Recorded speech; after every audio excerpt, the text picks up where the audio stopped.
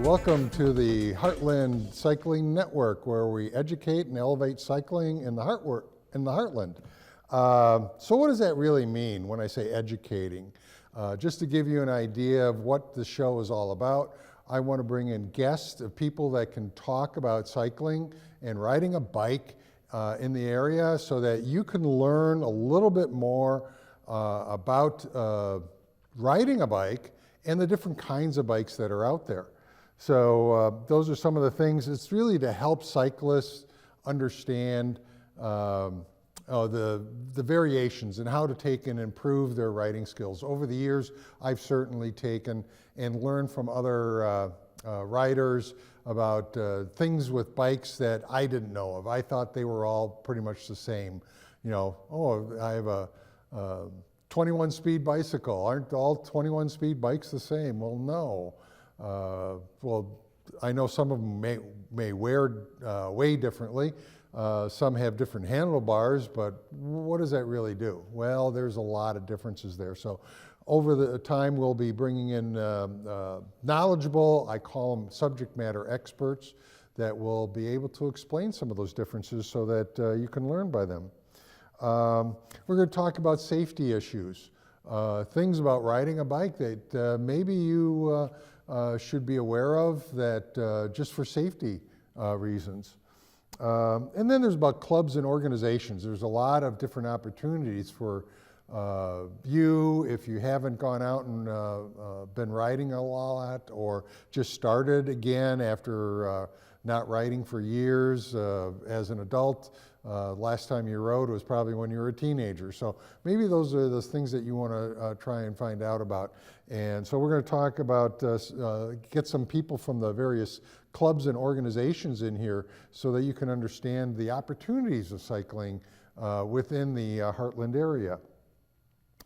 Also want to introduce you to some of the local bike shops.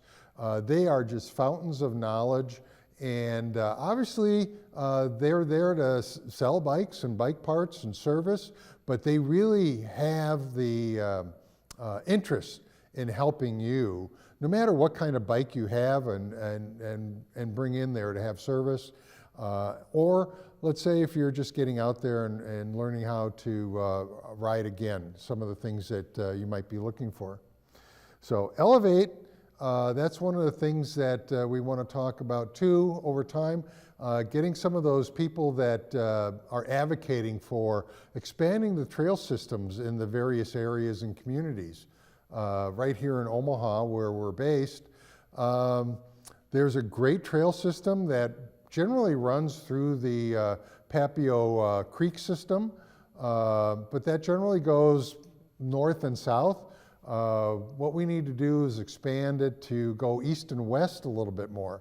So I think that's one of the things where these groups like Bike Walk Nebraska and Mode Shift Omaha can assist to take and be an advocate, as well as the clubs. I know the clubs are out there too, advocating for a better improved trail systems and opportunities for more biking within the greater Omaha area.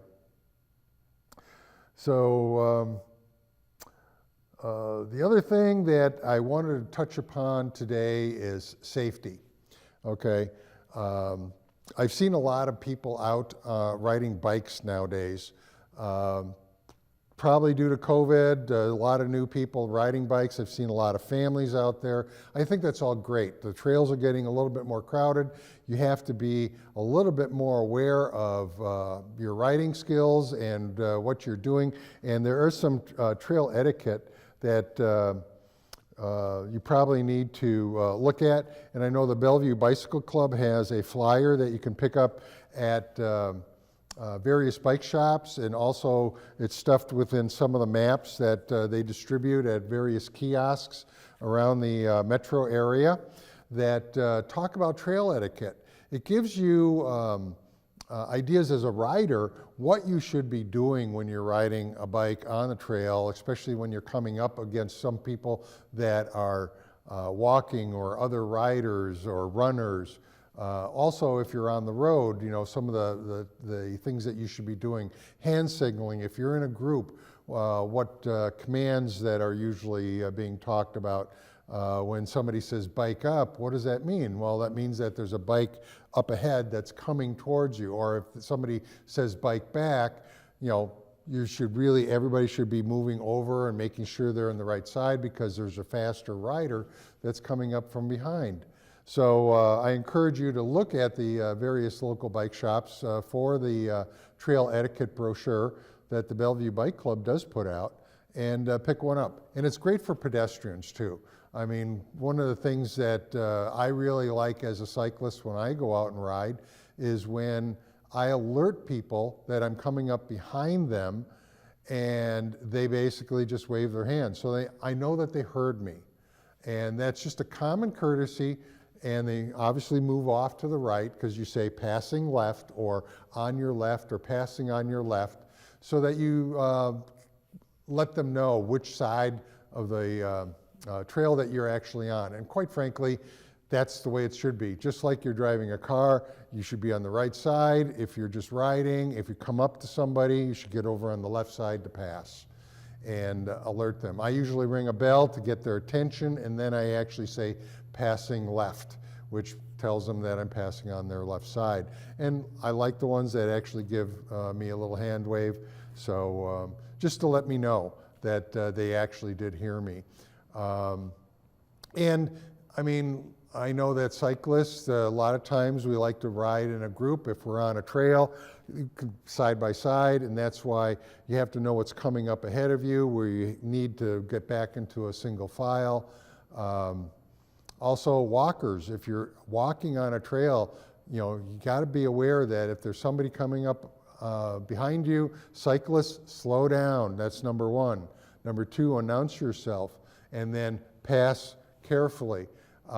Don't thread the needle, as it's called, where there's somebody coming up ahead and you're walking this way where you'd have to try to sneak in between them. That's not the safest thing to do. So please be aware of that. Now, one of the other factors that's when you're out riding, I've seen a lot of families, like I said, the kids are out there wearing a helmet and the parents are not. And I'm going, what kind of example does that actually lead? Really, parents, you should be out there wearing a helmet too. I'm a strong advocate for helmets. Not everybody wears one. I understand that. It is a personal choice, but it's one of those choices where someday you may regret it, and you just never know when you're going to take and fall. And quite frankly, the pavement is a lot harder than your skull. So there's a lot of different helmets that are out there, and they're priced. You can get inexpensive ones for $20, $30, $40, and you can spend $150, $200 and more on helmets, depending upon what you're looking for.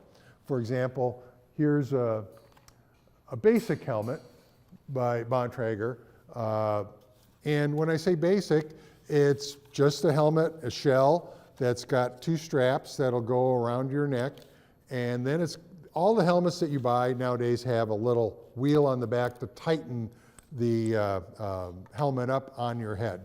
So, I mean, this is a basic helmet. It's great. It does protect you. It's got some good air ventilation. That's also another factor that you might want to look at and look for when you're out shopping for helmets. And going to a bike store, you can actually try some of these on, which is very helpful. So that's like the entry level kind of helmet. So I encourage you to get one of those if you are budget conscious. Then this is another helmet that I just recently got. It happens to be made by Lumos. Okay, it's orange in color, which actually matches my bike. That's one of the reasons I got it.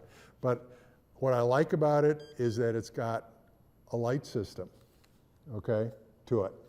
And Lumos has got a neat little device where on my handlebars I can actually send directions, and it'll turn on one side or the other. It also has like a braking system. So in other words, when I brake, these lights will light up even brighter. Now, I'm not going to rely upon those 100%. I'm still going to use hand signals when I'm turning or slowing down, especially within a group. But this helmet is called a MIPS helmet. And you can see those sometimes by a little sticker that's on there. It says MIPS, which is Multi-Directional Impact Protection System. So what this is that there's a shell inside the helmet. So it's a movable shell so that it's like a cage within the helmet so that when you have an impact, your head doesn't just stay in one spot. So this was a thing that was developed probably within the last 20 years, and it really helps increase the protection level of the helmet for you. So I encourage you to look into a MIPS helmet. Now these tend to run a little bit more expensive.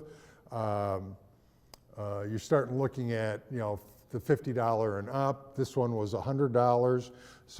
But this one came with lights. So, I mean, it was kind of a neat deal. You can add lights to any helmet, which is also good if you're going to do any kind of night riding.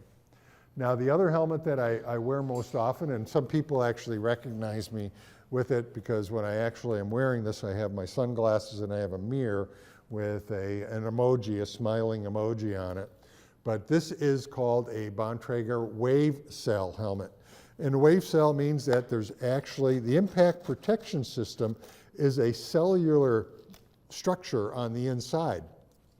Now, what's nice about this particular helmet is that it comes with a 1-year crash warranty. And you say, well, how often do you crash? Well, you don't crash on purpose, let's put it that way. But this is actually my second helmet because the first one I actually had a crash in, and I actually had to take it over to the store I bought it at, and they wrote up a report, and they basically called and told me that my new helmet was in. Voila. And it was one of those things where I was riding on a trail going southbound on 144th Street by Q Street. And a driver in the right lane who was going to turn right came up and stopped right in the crosswalk. And that's one of the things that's in the trail etiquette brochure for drivers, not to stop in a crosswalk, because people are riding, people are walking in crosswalks, and they don't want to walk in front of your car, and they don't necessarily want to walk in the back of your car. Well, I went around in front of the car, had to cut in on the other curb, the other entrance, curb cut coming into that corner, and I hit a little piece of the curb, the little raised part, and I was down on the ground, and if it wasn't for the helmet, I would have had a serious concussion. So the helmet protected me. It was worth every penny. If I would have ended up in the hospital, let's put it this way, the $150 for the helmet was a lot cheaper than any hospital stay. Not to mention the fact that there could have been other serious medical issues after that. So I encourage everybody to go out and get a helmet because it's better to have one and not need it and never need it than need it and not have one. So helmets are very, very important.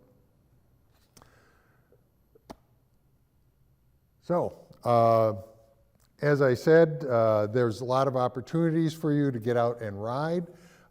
We do encourage you to take and get the trail etiquette brochure that the BBC actually has available. Plus, you can get a path finder's discovery, paths of discovery map that Papio NRD and MAPA and the Omaha Parks and Recreation put out. Now this is the latest version, happens to be 2019, but it does have, there's about 140 miles of trails within the greater Omaha area. So you can actually download an electronic version for your phone, but a lot of people still like the paper map.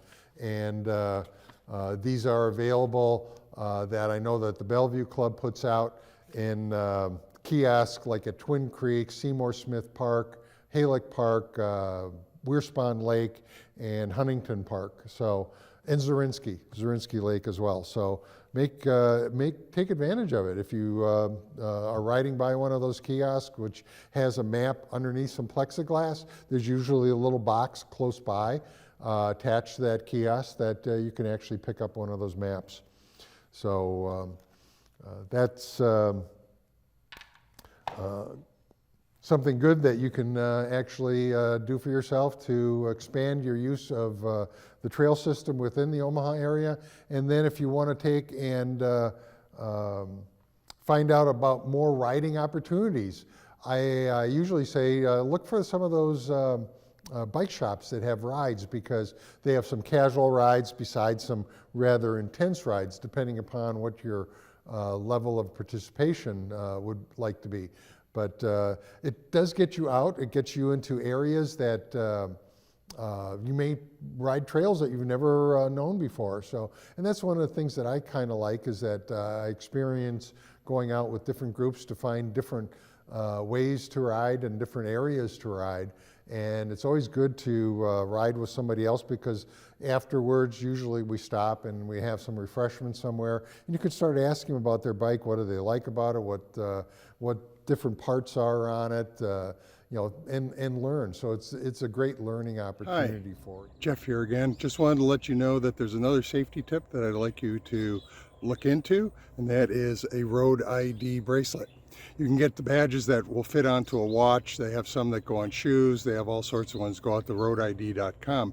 They also have a neat app that allows you, especially if you're a solo cyclist like I do a lot, to take and actually provide a text message to somebody that you know, and they can follow you on the ride. And if you take and stop for more than 5 minutes, it can take and send an alarm to them, and they can call you and find out if you need any help. So it's a very neat and useful app. The Road ID bracelet can actually help EMTs take and contact, you know, people that you're connected with, or also with their system they actually will have a unique identifier number and PIN on the back of the ID that you can take and actually put your insurance information, your contact information, your doctors, your all sorts of other information right into the app, so the EMTs can actually find everything that they need if you're found unconscious on a trail or need any kind of help. So definitely look into that, Road ID, and pedal on. Okay, that's it for today's show. I invite you to go out to the website, heartlandcyclingnetwork.com. You can see past shows on there. You can take and submit questions. You can take and say, hey, if you're into cycling and you're part of this particular group and you want to be on the show, you can take and actually fill out a form, and I will get it and respond back to you and see when we can actually get you on the show. But get out there and pedal on.